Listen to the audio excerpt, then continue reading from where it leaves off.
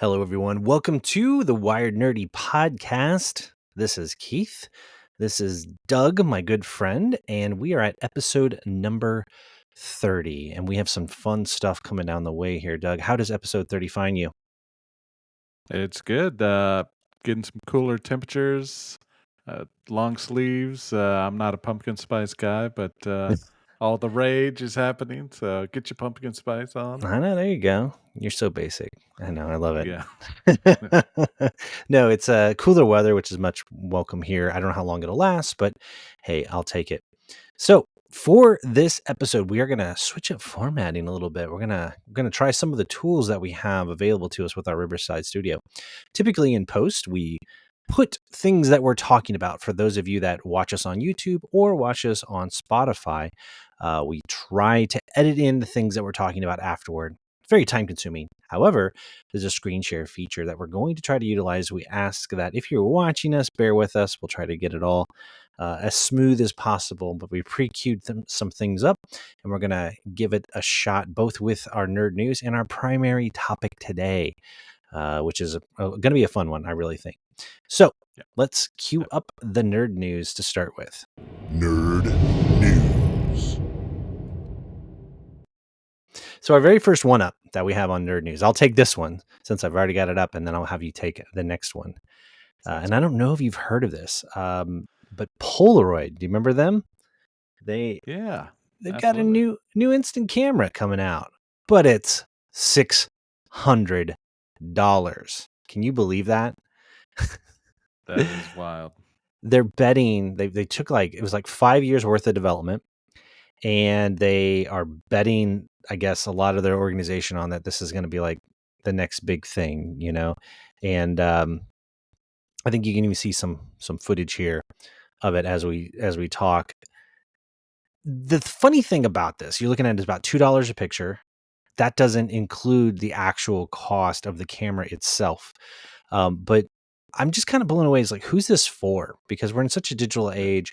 To me, I think they should be doing the opposite. They should be making these cameras as cheap as possible so that you have the novelty of being able to take a picture and print it out, because I don't know, things just aren't, we're not in a physical world. And also, they should actually have it to where whatever photos you take automatically go up to the cloud, so you have a printed copy and it's in the cloud. And they should make it as cheap as possible, not as expensive as possible. So what are your thoughts on this, Doug? Would you buy a $600 Polaroid for instant photos? I would not. I really enjoy my cloud storage and being able to seamlessly share my photos between all social media, text message, email, all that stuff. The price point is crazy. Now that you said that, I had to go back and look. I found an article that in 1942, the first Polaroid came out. It was $89.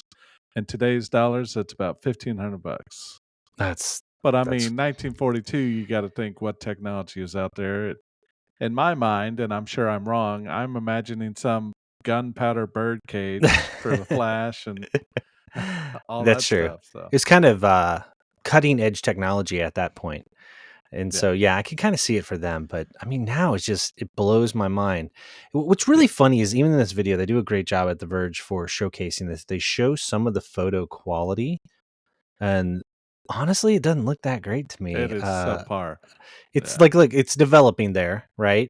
But it's just like, it looks just like a normal Polaroid for $600. I would expect it to have a depth of field and to look like a DSLR camera, but Yes, on a Polaroid. Now definitely. that'd be cool for $600. That would make sense. But the reviewer here is taking pictures, and it's like, to me, it doesn't pop. I'm just like, for $600, I'm just getting it looks like just what I would typically get on a Polaroid. So that one kind of blew my mind on that one. Yeah, you think about getting a nice digital camera and a printer. I mean, you're gonna have way better. I know a printer you can't like carry it with you. Maybe you had an awesome battery pack, but Yeah, but you can. that mindset of Oh God, yeah. having the printers to print out the picture. That's a What great I'm point. trying to say, yeah, Well, but the convenience factor is the only thing you have, is that you get the picture right away. Whoop-de-doo. But if the picture doesn't yes, look that great, again, that's why I think they should be like making this thing as cheap as possible. instead of the opposite. So, all right, I'm gonna let you take the next one, my friend, as I flip over here. Again, it wouldn't be 2023 without an article like this. Take it away. Yeah, Apple. We talk about AI all the time. It seems like every episode. And Apple, according to this report, is spending millions of dollars a day to train AI. Now, millions of dollars today to us is like very shocking, overwhelming, but a company that I believe is almost at $1 trillion net value. Nothing. This is just research money for them. They can justify it. I'm sure they're bringing in millions of dollars a day with all their subscriptions and hardware sales and stuff. Yeah. I don't know what their end goal is. I guess they're trying to get the race finished before other companies beat them to it, I think. I think it goes back to our last episode. We were talking about home tech. And remember, it's inevitable what we said. They're going to integrate language model AI into home assistants. For them, that's big because that's Siri, right? Siri's a little bit behind. I like Siri sounds really good as far as like the narration, the way it dictates. It does really good at, overall for dictation, things like that. But because Apple has some strict security, they don't train it as aggressively as Amazon's, Alexa. So I personally think it's them trying to play catch up, and I think they're going to integrate it into Siri. What's interesting about this article is it points out a different language model called Ajax, and it says the company reportedly believes that Ajax language model is going to be more powerful than ChatGPT. Now, we didn't add it as a news article, but I had read it right before we had gotten on here. There is going to be an open AI conference in November, and everybody is thinking there's going to be a ChatGPT 5.0. So I think it's no coincidence that you have an article like this, pop out and, you're on the heels of potential ChatGPT. This is competition. That's what I think. So Absolutely. We're definitely seeing a trend in AI, and everybody's wanting to get on that bandwagon before the steam runs out and before someone comes up with such a great innovation that it's going to take them a while to beat that competition. that's right. It's a lot of tech companies investing into it and trying to figure out just exactly how to best leverage this technology. So I think it's just one of those Mhm. things. All right, I'll take the next one. And this also is AI related. So maybe this will become a new thing. We always talk about on the podcast about AI. It's always in our nerd news, the problems that it's going to solve and the problems that it's going to create. Well, a lot of the big concern has been misinformation. Well, Google made an announcement in which they will require any political ad that uses AI generated aspects, whether it's scripting, imaging, especially, it's going to have a disclaimer in it, letting people know that it was created with AI. I kind of look at this as this could be similar to nutrition facts on foods. So maybe this is a pathway to warn people about information and that if something, is made by AI, they label it. So that's kind of my thought. I like it. I remember when, I don't know if you remember, I'll ask this question. When political ads on TV started using approved by Yep. whichever person, that hasn't always been the case. So I wonder if there's been ads by their campaign team where they said, I really didn't want you to say that for me. So now all the ads you see is approved by, we can say Biden, approved by Trump, Yep. whoever's running. Yep.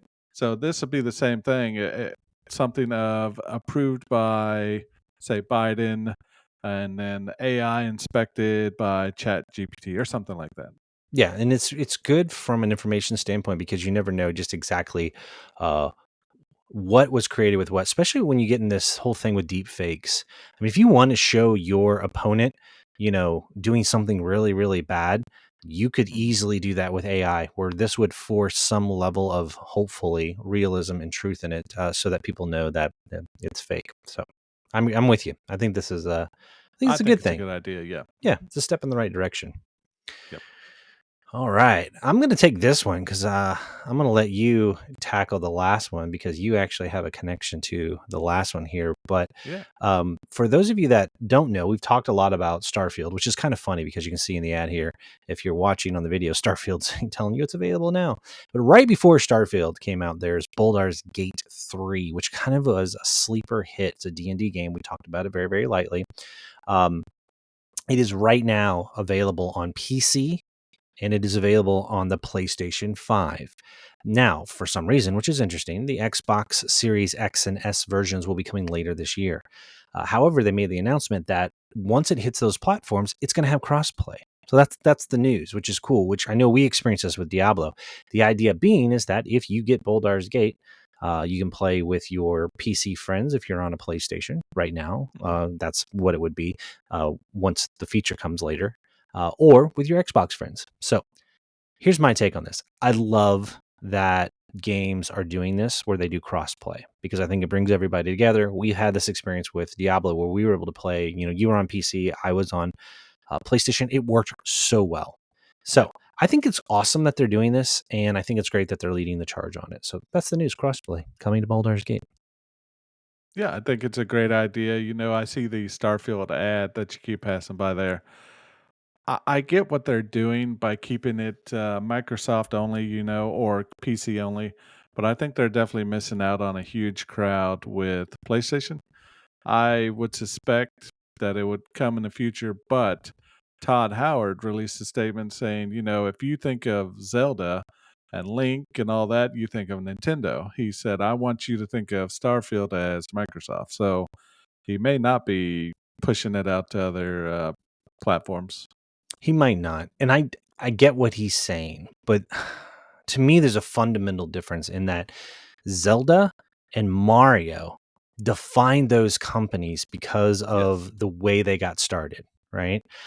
If that's the rule, then it should be, in my opinion, when I hear Xbox, I think of Halo. Yes, Halo definitely. is their Mario, in my opinion, right? To lay that claim on, and that's the other thing I'm going to go down the path that they're originally developed by Nintendo. Microsoft bought you, all right? Bethesda was not a Microsoft company. So you're technically, your roots are third party. Your roots has Yes. been modding support. Your roots have been, I don't know. So I get what he's saying, and that's the corporate line, but I don't know. I think financially, if as time goes on, because of how long the development cycle is, because they said that, look, Starfield's been released. We're now going to work on Elder Scrolls, which is, the sequel to Skyrim. It's within the Elder Scrolls realm.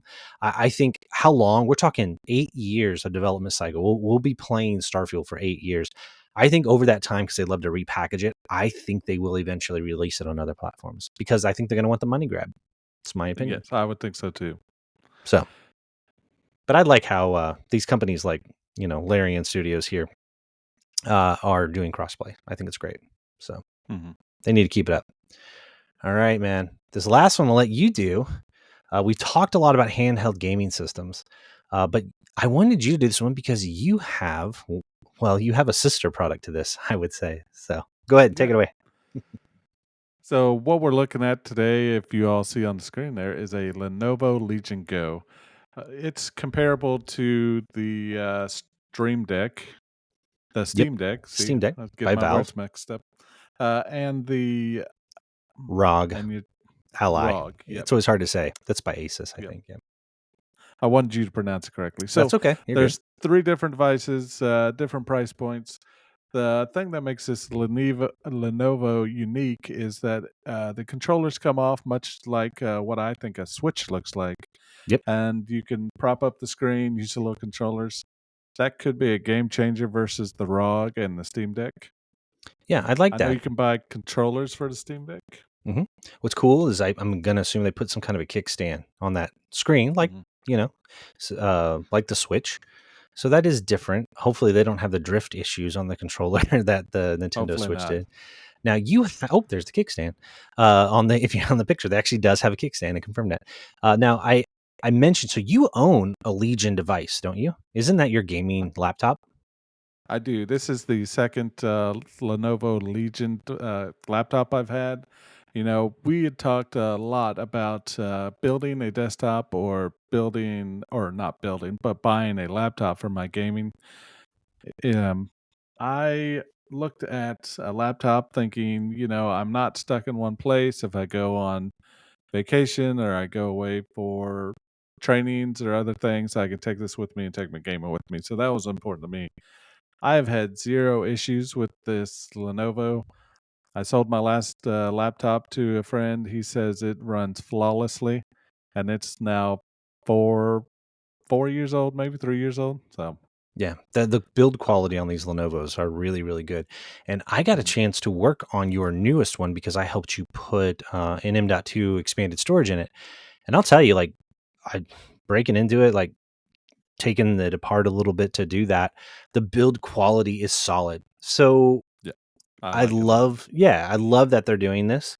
I think this is great. I love that they're throwing their hat in the ring. I'm interested in, the price point's good. It says it'll start at $699. They'll have different the price tiers.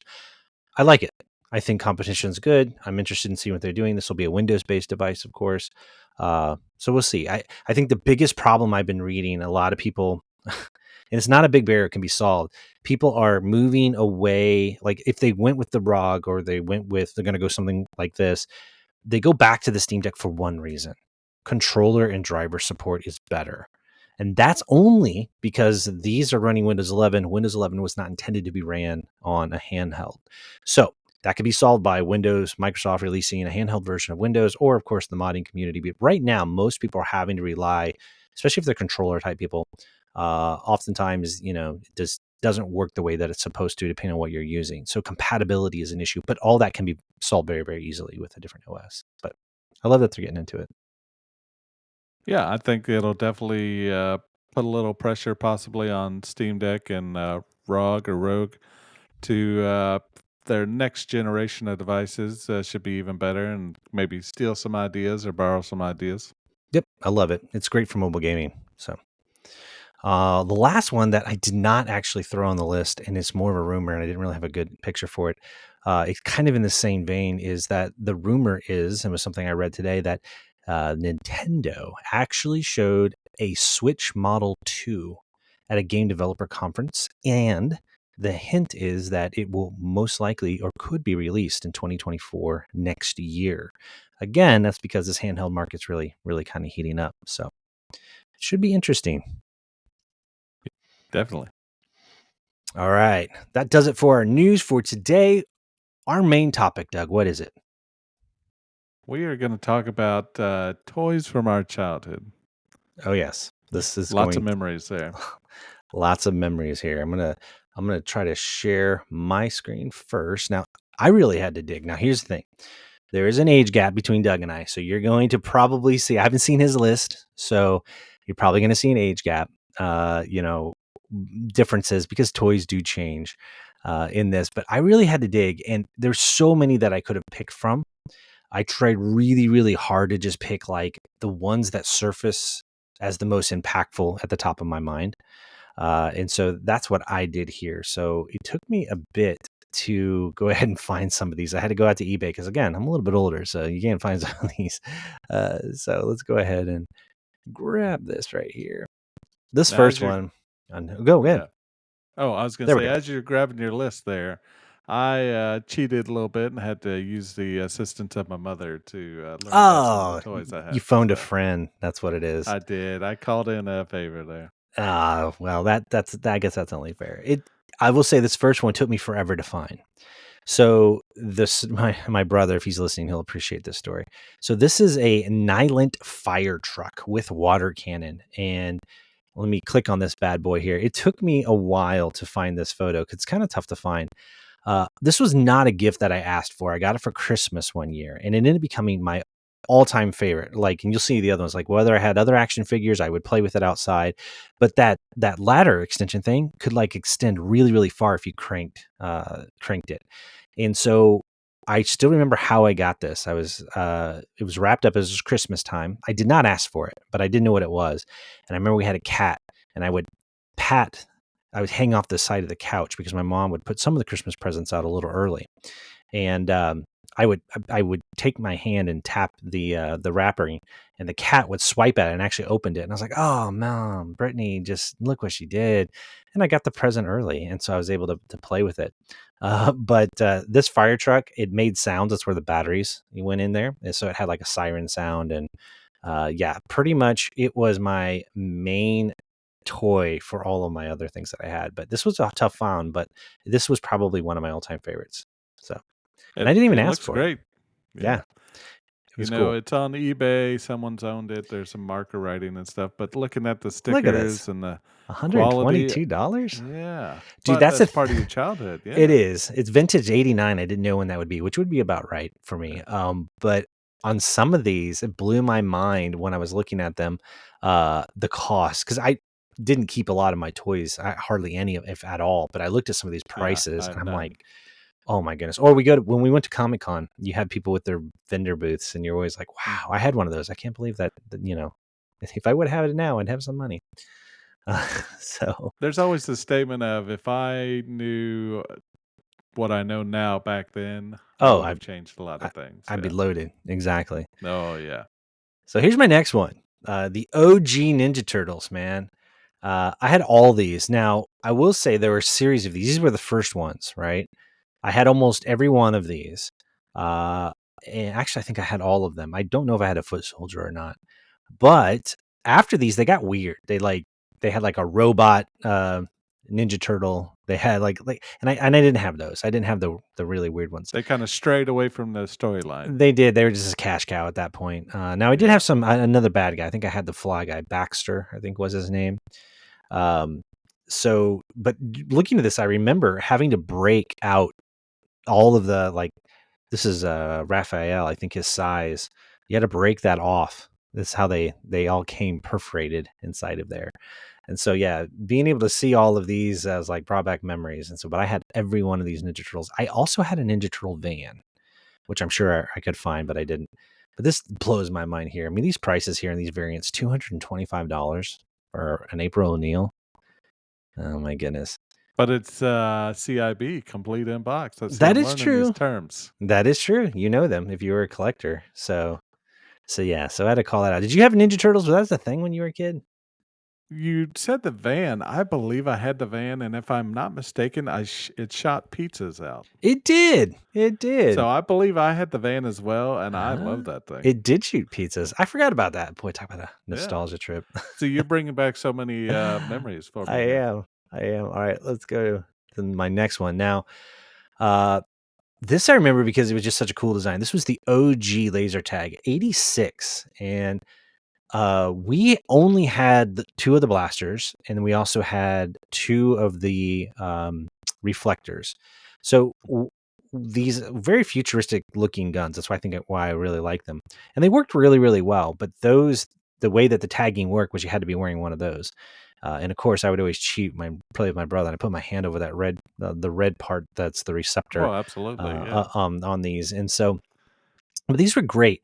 Now, my cousin had the full set where they actually ended up having a helmet and a vest, and the helmet could actually collect the lasers as well, not just the little Oh, that's pretty cool. thing on the vest.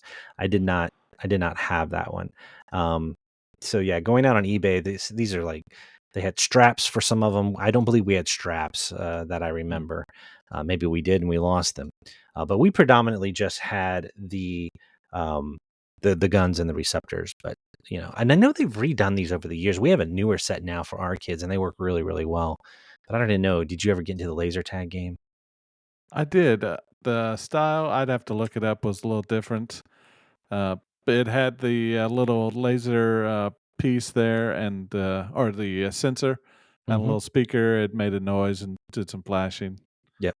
And here, what I'm showing on screen now, this is the helmet that I did not have. My cousin did have it. Oh, now that's fancy. He always had the cool toys. I had cool toys too, but he always seemed to have. There's always one family member that has a toy. You're like, oh man. I know. So yeah, but yeah, man, I don't know why that always just stuck out in my mind because the laser tagging was a lot of fun back then. So you can never get away with it now, even though it's a futuristic looking gun. For those audio listeners, it's all black. It looks like maybe a Star Trek phaser almost, but a lot bigger. All black with a red stripe on it. Well, you'd probably have to have an orange tip on it nowadays. It's just kind of funny. Yeah, it looks tactical. It does. It does actually. They don't like those. All right, the next one's really obscure, and I love this thing. I think it was a cartoon. I didn't even watch the cartoon, but there was a show called Bionic 6 on a Saturday morning cartoon. And I think this is one of those things as a kid, you go to the store and you see something and you're like, that is cool. And one of the Bionic 6, basically they're like cyborg characters that fight crime, I guess. Again, I didn't really watch it. Was this one called Bungie. This was the only one I had out of all of them. And I picked him out because he knew karate. And it's funny the things you remember. You see his legs are kind of translucent there. Mhm. As a kid, I thought that was so cool. I can see through his legs, So, but looking at this one, man, $80 for some of these used. It's nuts what you remember on these. My last one, then we're going to throw it over to you. It's really obscure. Disney had released a Dick Tracy movie with Warren Beatty. It's a weird movie. It had Al Pacino in it, who played Al Big Boy Caprice. But see, I like mob stuff anyway. But if you don't know, Dick Tracy was originally, like, we're talking 1930s comics that were ran inside of newspapers. And he was famous for wearing a red fedora, yellow fedora, yellow trench coat. And he actually had a watch you can talk in, which is ironic because, hey, look at where we are now. Absolutely. I haven't had my iWatch, but I had every one of these toys because I was obsessed with this movie. I really, really liked it. It was weird. It was out there. This is probably circa 1990 when I looked it up. When I looked at these toys, I had every single one of them. I had to collect them all. I realized they're not very good toys because they're shaped odd. Like you can only move them at their shoulder and at their hip, so their knees didn't bend. They weren't like G.I. Joes, which I had some G.I. Joes. G.I. Joes you can move all over and pose. Not these, man. So these were obscure, odd ones, but basically you just collect Dick Tracy, who was the hero, and then all of the different gang members for him to, try to get. And it was just a weird movie. If you haven't seen it, you should. It's one of those. Did you ever watch this movie? You ever even heard of it? I did, and I'm glad you brought up the watch because that's the one thing that I remember is just here's this awesome watch that he calls in backup and calls in his buddies to come help him out. Yep, that's what it was. And we was like, oh, wow, his watch is a phone? That's so sci-fi. And what's funny was I remember there was an actual toy watch that was a two-way radio, and I wanted it so bad, and I never got it. But yeah, man, these toys, I don't know why. Really like they were done by Playmates. But again, looking at, some of the stocks of like what they're worth today, it's just absolutely insane. So yeah. Absolutely. Blast from the past. So those are my picks, Doug. That's what I got. So I'm gonna go ahead and stop my screen share and then let you take your turn. Now I have to warn everybody while he sets that up. I try to limit myself to 6. Well, I guess maybe because Doug had help from his mom. He went a little crazy. He had like 11 inside of there. Now he did have multiple. Cut that down. He did cut it down, but he had more. He had duplicates for examples as well. And I'm pretty sure, I know I saw at least one of these that I know I had as well. So I'll go ahead and let you bring up your share there. All right. Yeah, let me do that here. All right. So the big thing I What really is enjoyed starting out with is micro machines. Dude, so to explain I love micro machines. I have the forgot same about. thing? I should have added that on my list. Oh my Dang God. it. I loved them. I had love them. so many micro machines, and this called the Night Attack set. I didn't have that. from, I don't know what that is. 95. Dude, I was So like, looking at this picture, I'll describe it for those that are audio only. It's a little base. It's got a command tower kind of with a missile launcher and flashlight. I did not So have that. the flashlight actually worked. Oh, And cool. it shot missiles out, so you could move the spotlight around, look for the bad guys, shoot the missiles. It was amazing. So my micro machines have been around a long time. They had a micro machine man that would talk really, really fast. I had tons of them as well. I still wish I had them. They were so detailed in their design. If this came out in 95, I wouldn't know because I was 15 in 95. So I would have been like getting my permit and not playing with toys anymore. So that's where I can already start to see we're going to have overlap on toys that were long standing. But see, like the 1997, Air Base, I wouldn't have been into them at this point. I did not have a lot of these bases, but I did have tons of the Micro Machines. I'm so glad you brought them up. Yep. Continuing the Micro Machine, let me get the right tab. So I had this base. I've had some other, like I had a submarine. You could hide all your Micro Machines in, all the little tanks and all that. Uh, kind of on that same line, my sister had a Polly Pocket, Oh yeah, Polly Pockets. Yeah, my and daughter, I my daughter was in those believe I or hit the wrong button here, that's all right. but Go ahead and just click share again, and then make sure you just share your whole screen. Or sorry, not your whole no, screen. Share that's the issue. share I window. shared a tab. Nope. Yeah, you only see that one tab. So go ahead and click window, and I've then got it now. there you go. So back There we on go. Now track. you can flip between I them. had Micro Machines. My sister had like a Polly Pocket. It came in Mhm. different shapes, and there's a little girl in there with like clothes and a dog and stuff.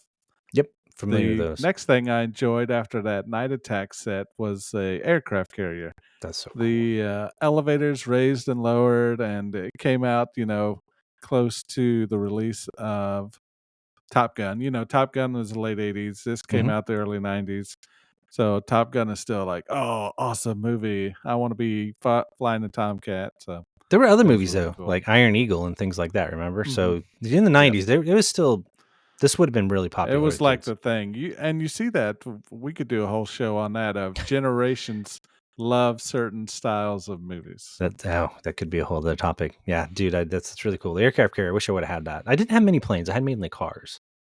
I did have some Star Trek Micro Machines though, because I was into Yeah, those. I think Micro Machines was kind of the name brand, and they had, like civilian stuff, and then I mostly like the military and all the tanks and the jets and stuff. They were so detailed. The way they painted them too is my Oh favorite thing. yes. Yeah. What else you got? Oh, continuing down the list, this was one of my favorite things: is I never a owned one, but Crash Dummies crash car. I wanted one. I think I played with one And as a friend. He let me borrow it. But yeah, how that thing survived, I don't know. Because as kids, you were not the most gentle creatures. But this car is meant to run into a wall, run into something, and it just explodes everywhere. I such a mean, great talk toy. about hours and hours of fun. Looking at this, the hood comes off, the doors come off, the little guy flies out of the window or flies somewhere. It was Yeah, great. I remember, and his arms and head would come off and everything. Oh yeah, Yeah, it was it so was cool, a ridiculous toy, but it was great. dude. I got to play with one. I don't think I owned one. And remember the crash test dummies, the theming of that was actually used to encourage people to buck up their seat belts. It was a Hmm. public service announcement, but then they turned it into toys. So Shame on my mother for giving me educational things there. no, dude, But, that's a great toy. That's a good one. Very good one. uh, the next thing I really enjoyed, I had a Sonic the Hedgehog pinball machine. Really? And that's one that my mother helped me out with. She said, Doug, you love this thing. You would play this for hours and hours and hours. So, pretty simple operation. It's got an old style rotary score. So, nothing digital. It would click as you hit. There was a video. I don't think I have the right tab, but it's got all the bumpers, the left and right bumper. You could shake it a little bit. It didn't have a tilt feature. Lots of fun there.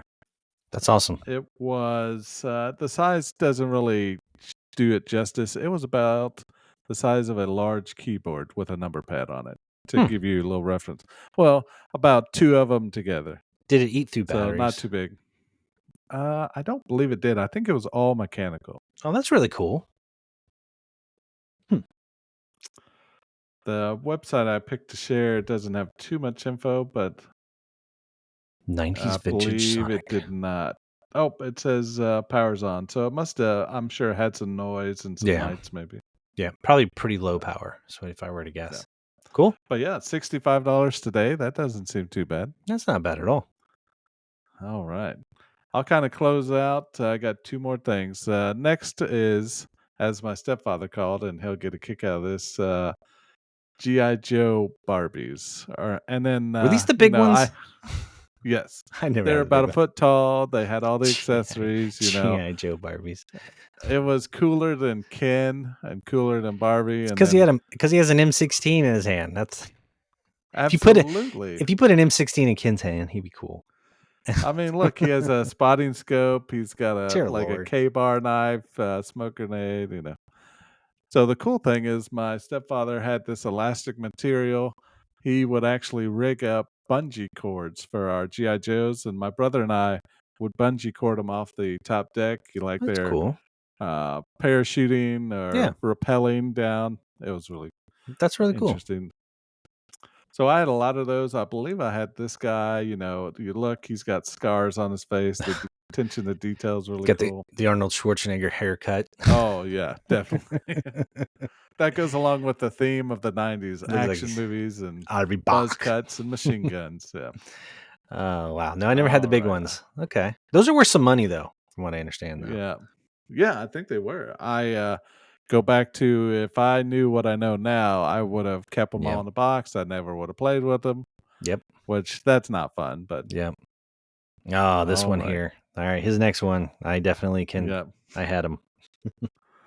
We are talking now about Tiger Electronics handheld games. To describe it to people, they still have them in Walmart. They're the little card games like poker, solitaire.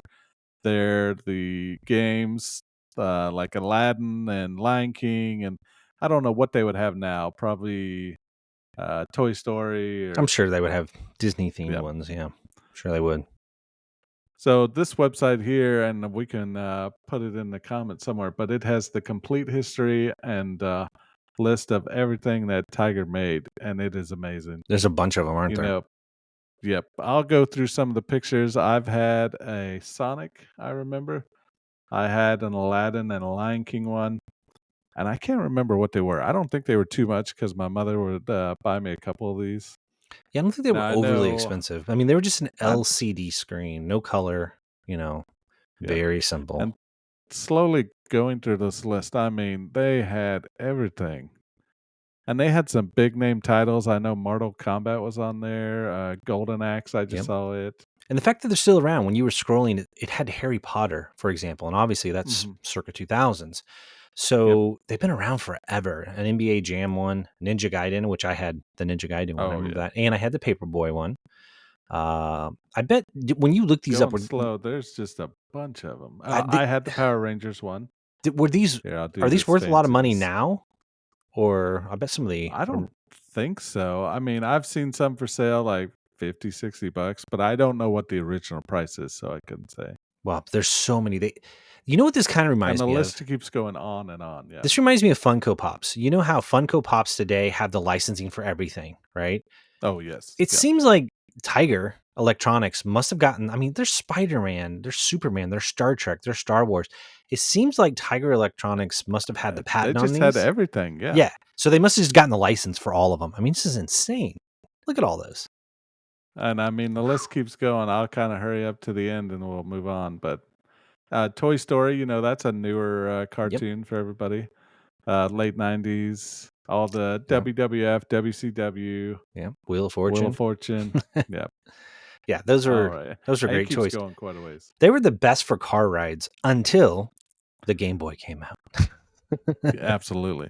So they also ventured into other games such as this, what I refer to as like a Simon-esque game. The lights would come on the screen. You'd hit all the lights in order.